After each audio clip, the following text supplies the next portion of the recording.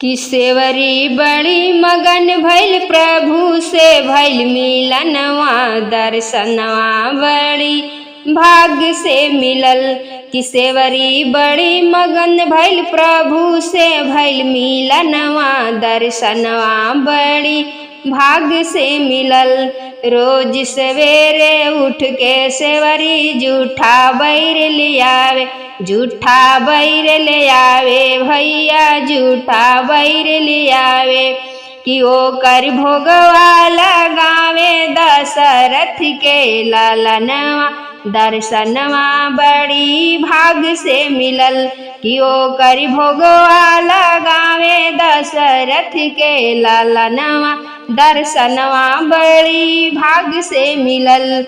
कि सेवरी बड़ी मगन भइल प्रभु से भइल मिलनवा दर्शनवा बड़ी भाग्य से मिलल। कि सेवरी बड़ी मगन भइल प्रभु से भइल मिलनवा दर्शनवा बड़ी भाग्य से मिलल।